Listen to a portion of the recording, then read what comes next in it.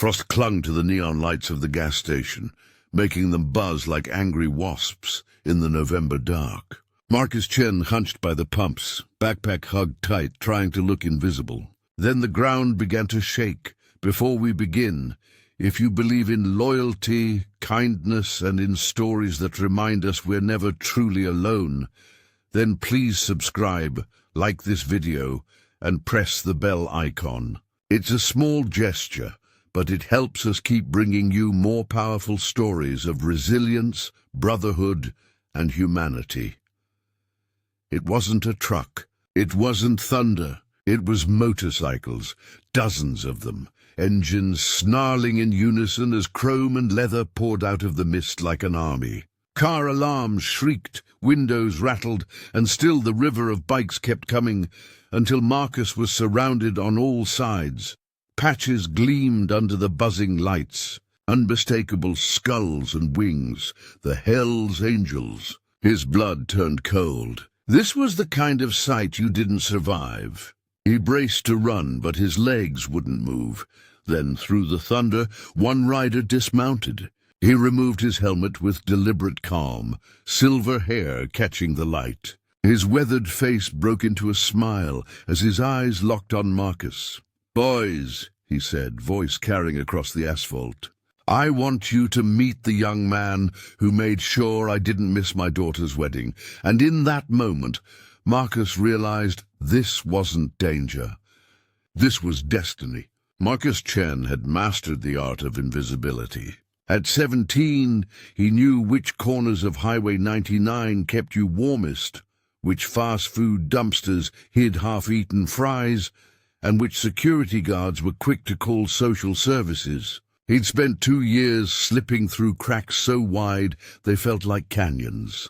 His mother's addiction had burned every bridge, and the foster system had taught him that homes could vanish as quickly as promises. The only thing he kept was his grandfather's jacket, olive green, frayed at the cuffs, still carrying the faint smell of WD-40 and Old Spice. When nights got cold enough to make his bones ache, he buried his face in that collar and pretended the world hadn't forgotten him. He carried everything he owned in a canvas backpack, a torn T-shirt, a toothbrush found behind a McDonald's dumpster, and 14 crumpled dollars that had to stretch farther than hope ever could. Most nights he pressed his back against brick walls near gas stations, blending into shadows, listening to trucks thunder past on the interstate. He was tired, hungry, and invisible, and invisibility, Marcus believed, was the only way to survive. That night, the air smelled of diesel exhaust and burnt coffee from the gas station's overworked machine. Marcus's stomach clenched as a family spilled from a minivan, laughter bubbling, the kind of easy sound born from security he could barely remember. He pulled his jacket tighter, trying to become smaller. That's when he heard it. A Harley-Davidson rolled under the buzzing fluorescent lights, chrome gleaming even in the sickly yellow glow. Its deep-throated growl sent a shiver through Marcus. It was the same sound his grandfather had once called the music of the open road. The engine sputtered once, twice, then died with a mechanical sigh that felt almost human. The rider slumped over the bars, a mountain of leather and silver hair, looking suddenly fragile. Marcus knew that posture. He'd seen it in mirrors when the hunger was too heavy. The look of a person one breath away from surrender. Common sense screamed to stay hidden. Getting involved always led to trouble, but something about the defeated curve of the man's shoulders cracked Marcus's hard-earned caution. Before he realized it, he was already standing. "Engine trouble?" he called, voice cutting the night air. The rider looked up, eyes etched with road miles and regrets. His voice came out gravelly, like whiskey poured over gravel. "Name's Jake Morrison. And yeah, she's dead in the water." He patted the Harley's tank, as though apologizing to an old friend. He hesitated, then added softly, "My daughter's wedding's at 9 a.m. in Sacramento. First time she's spoken to me in 5 years. If I don't make it." His words trailed off into the humming dark. Marcus felt a pang sharper than hunger. He'd lived inside that kind of silence, the empty space where family should have been. His fingers brushed the Harley's cooling engine, instinctively channeling memories of nights in his grandfather's garage. WD-40 on his hands, his grandfather's voice teaching him the rhythm of pistons and carburetors. "Carbs flooded," Marcus murmured, crouching low. His hands moved with quiet precision, cleaning and adjusting as if every piece of metal mattered. Gasoline stung his nose, but beneath it he caught something else, the metallic tang of desperation. Jake lit a cigarette with trembling fingers, whispering, "Maybe it's better if she thinks I never showed." Marcus's jaw tightened. "Don't give up on her before she gives up on you." The Harley coughed, then roared back to life, the sound rolling across the lot like a benediction. Jake's eyes widened, a flicker of hope breaking through the exhaustion. He reached for his wallet automatically. Marcus stepped back into the shadows, shaking his head. "Just get to your daughter." The words were simple, but they carried a weight Marcus had carried himself, the ache of knowing how regret corrodes more painfully than rejection. Jake stared at him for a long moment, memorizing his thin frame, hollow cheeks, and the stubborn dignity that hunger hadn't managed to steal. Then, with a nod that felt ceremonial, he swung into the saddle, gunned the engine, and disappeared into the night. The scent of exhaust lingered like incense, wrapping Marcus in something dangerously close to hope. For a fleeting moment, he could almost hear his grandfather's voice. "Good job, son." But when dawn broke, grey and merciless, reality returned. Frost glazed the windows and Marcus counted his coins. Barely enough for stale coffee. His body ached from sleeplessness, his stomach hollow. He had no idea that his small act of kindness had already shifted the road ahead. Thunder was coming. Morning came bitter and grey. Marcus sat on the curb outside the gas station, rubbing his hands together against the cold. His coins clinked in his pocket, $14 and change, the difference between eating or saving bus fare. The coffee machine inside gurgled, tempting him with its burnt smell. He shook his head. Hunger was easier than spending the last of what little he had. He replayed last night over and over, the broken Harley, Jake's worn face, the engine roaring back to life under his own hands. For the first time in months, Marcus had felt useful, like someone with more to offer than an empty backpack and calloused palms. Still, doubt gnawed. Had he been stupid to help? What if Jake never made it? What if kindness meant nothing? He tugged his grandfather's jacket tighter, the frayed collar rough against his cheek. "Don't be soft," he muttered to himself. "Soft gets you hurt, but somewhere deep down, a quieter voice whispered, 'You did the right thing.' That whisper lingered even as diesel trucks roared past on Highway 99. Something was different in the air, charged, waiting. Change was coming. The day dragged. Marcus drifted between shadows, warming himself in the convenience store until the clerk gave him a hard look. Outside, he sat by the pumps, watching families come and go, each one a reminder of everything he had lost. His stomach twisted when a boy about his age bounded from a minivan, laughing, waving a bag of chips. For a moment, Marcus felt 14 again, sitting in his grandfather's kitchen, grease on his hands, the world still wide open. Then the memory fractured, leaving only the ache. By dusk, the cold seeped through his jacket, biting into his bones. He pulled his knees to his chest, whispering to himself the same line every night, "Just make it to morning." But tonight, the silence didn't feel the same. It wasn't empty. It pulsed faintly like distant drums, engines. He told himself it was imagination, hunger warping sound. But the hum grew steadier, louder. Not trucks, not one bike, dozens. Marcus lifted his head slowly, heart hammering. The night wasn't silent anymore. It was alive with thunder rolling closer. Headlights pierced the fog, one after another, until the road glowed like a river of fire. Then came the roar, louder than anything Marcus had ever felt, rattling the glass in the station windows, making the ground itself tremble. Bikes.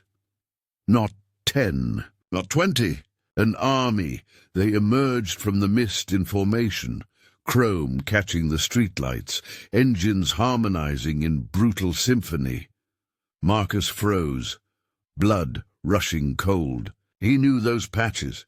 The skull and wings insignia, stitched bold across black leather, the hellsangels. Marcus's hands shook as he stared at the pile of bills now stuffed into his jacket pockets. He wanted to shove them back, to say it was too much, but the circle of riders left no room for protest. They weren't offering charity. They were repaying a debt. Jake's voice rang out again. This boy had nothing and still gave everything. That's the kind of loyalty this world forgets. But not us.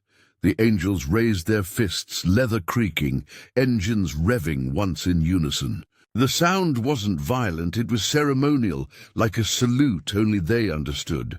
Marcus's throat tightened. He had spent years invisible, overlooked by neighbors, ignored by strangers. Now 120 men who could command fear with a glance were treating him like family.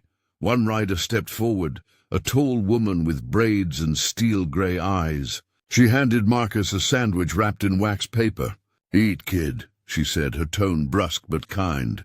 He nodded. Fighting tears he didn't want anyone to see.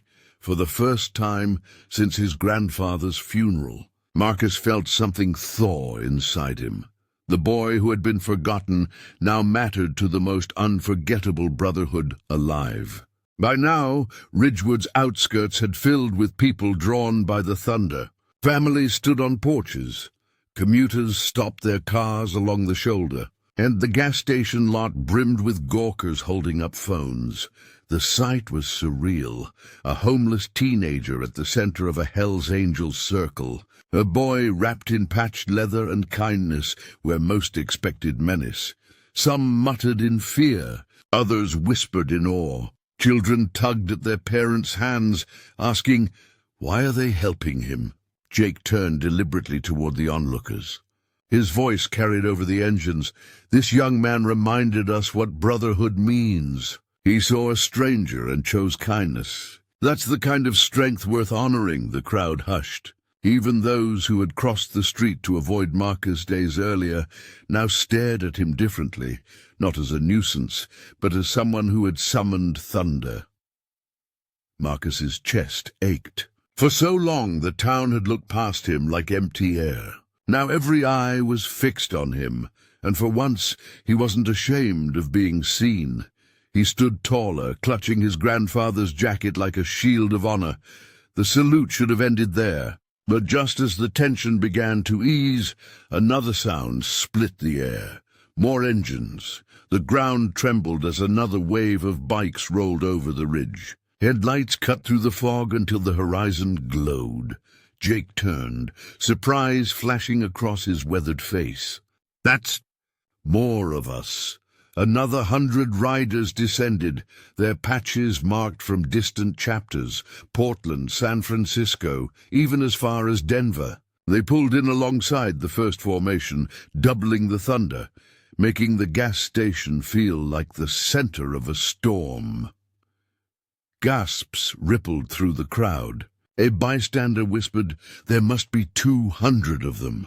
Marcus's pulse roared in his ears. He thought he couldn't possibly draw more attention, but the sight of this second wave proved otherwise.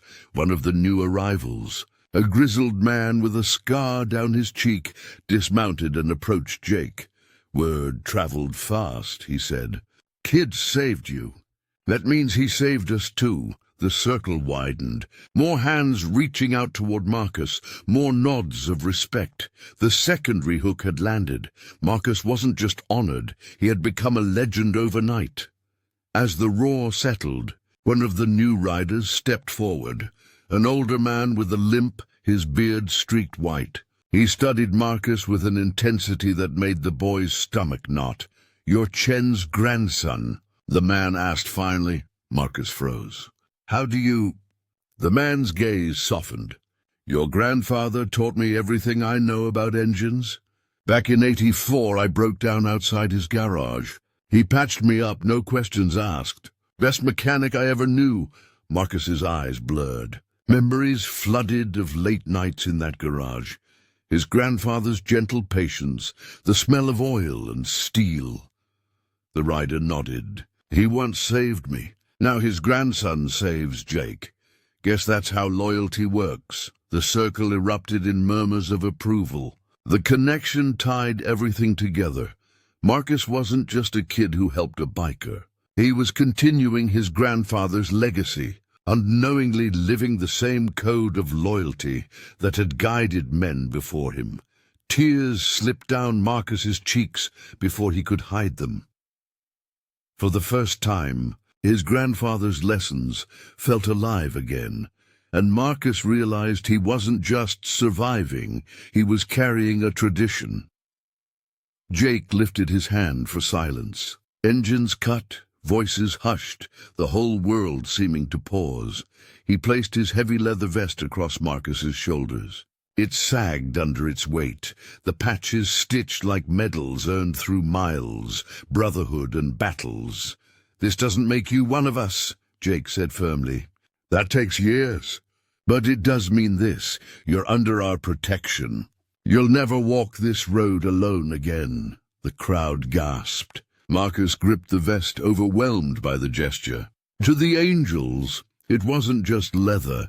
It was a shield, a promise, a family crest carried on the wind. Engines roared alive in unison, the sound rising like a cathedral hymn. Townsfolk covered their ears, but Marcus stood in the center, trembling as tears streaked his face. The boy who had once prayed for invisibility now stood wrapped in thunder. And for the first time in years, he believed his life had value. The first climax had landed. A broken teenager transformed into someone worth protecting. But the night wasn't finished. The storm still had more to give. They pulled into the gas station with military precision, surrounding the pumps. Cars screeched to a halt on the highway, drivers gaping. The convenience store clerk dropped his phone.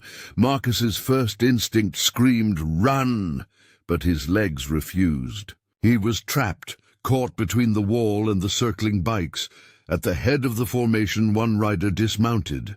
Silver hair gleamed beneath his helmet. His shoulders were broad, posture strong. But his eyes, those were unmistakable Jake, not the broken man from last night, but a king returning to his throne. His vest heavy with patches that commanded respect. And all at once, Marcus realized this thunder had come for him. Engines idled. A guttural growl that made every window rattle. The circle of motorcycles closed around Marcus, not menacing but unbreakable, as though he had been placed at the center of something larger than he could fathom. Bystanders gathered at the edge of the lot, wide-eyed. Phones lifted shakily, filming history they didn't yet understand. Jake stepped forward, helmet under his arm. His silver hair caught the weak neon glow, but his expression had softened into something almost paternal. "Boys," he said, his voice carrying effortlessly across the roar. "This is the young man who kept me from missing the most important day of my life." Gasps rippled through the crowd. Marcus blinked, unable to process the words. Jake went on, "Without him, I'd have lost my daughter all over again. Because of him, I stood at her wedding this morning. And because of him, I've got a second chance." The bikers nodded as one, a sea of leather and loyalty. Marcus's throat tightened. He wanted to deny it, to shrink back into shadows. But there was no hiding now. He was in the center of the storm. Jake closed the distance, boots echoing on cracked asphalt. He stopped before Marcus, studying the boy's thin frame, the hollow hunger in his eyes, and the frayed jacket wrapped around his shoulders. "Last night, you gave me more than a repaired bike," Jake said. "You gave me back my daughter." Marcus tried to speak, but words stuck in his throat. Jake's hand landed heavy on his shoulder, steadying him. "You didn't ask for a dime. You didn't even give me your name. But honor doesn't ignore kindness. Not in this brotherhood." He turned to the circle of bikers. "Show him." One by one, weathered hands reached out, not to take, but to give. Crumpled bills pressed into Marcus's palms. Sandwiches pulled from saddlebags. A thermos of hot coffee thrust gently into his hands. The boy who had lived invisible was suddenly visible, surrounded by men who bowed to no one, except loyalty. The roar of engines swelled. Not in menace, but in respect, Marcus stood trembling, his pockets filling with more money than he had ever seen. For the first time in years, he felt something dangerous. He felt like he belonged. The roar of engines swelled again. Not chaotic, but disciplined, like drums beating in unison. Jake swung back onto his Harley and extended a hand toward Marcus. "Come on, kid. Time to ride?" Marcus hesitated. He had never ridden before, never trusted anything enough to let go. But the weight of the vest on his shoulders steadied him. With trembling hands, he climbed onto the seat behind Jake, clutching the backrest. Jake turned to the circle. "Brothers, today we ride for him. For loyalty." The response was thunder.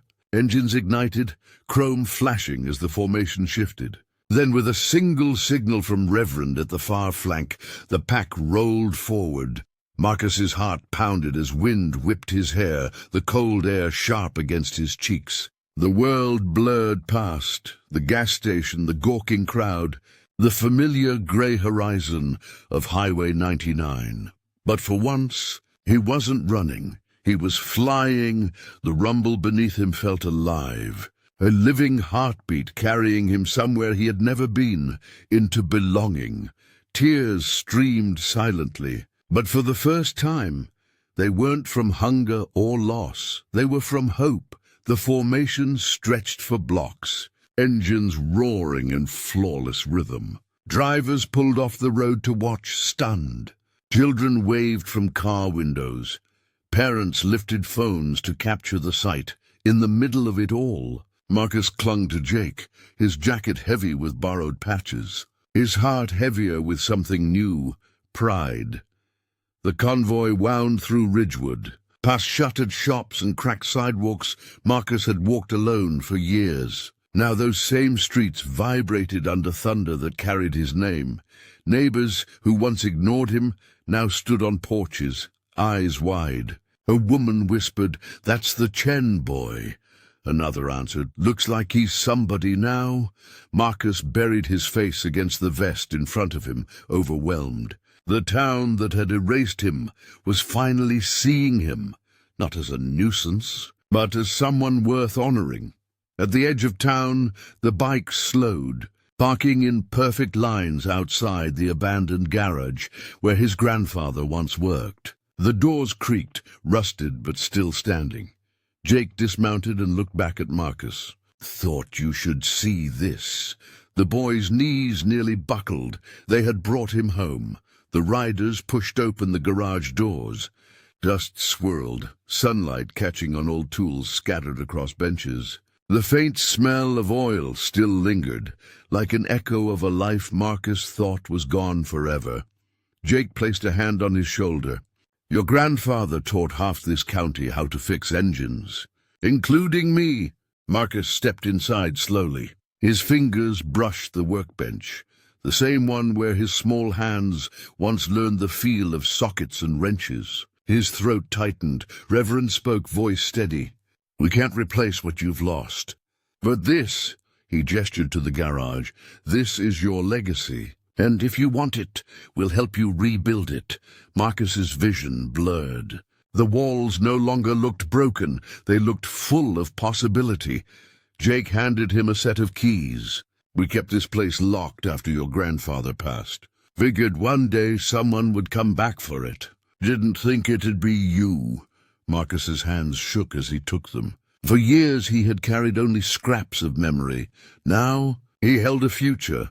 The garage wasn't just walls and tools. It was a heartbeat waiting to restart. Outside, the riders lined the street, engines idling like a choir waiting for its cue. Jake guided Marcus to the doorway of the garage. "Brothers," Jake called out, raising a hand.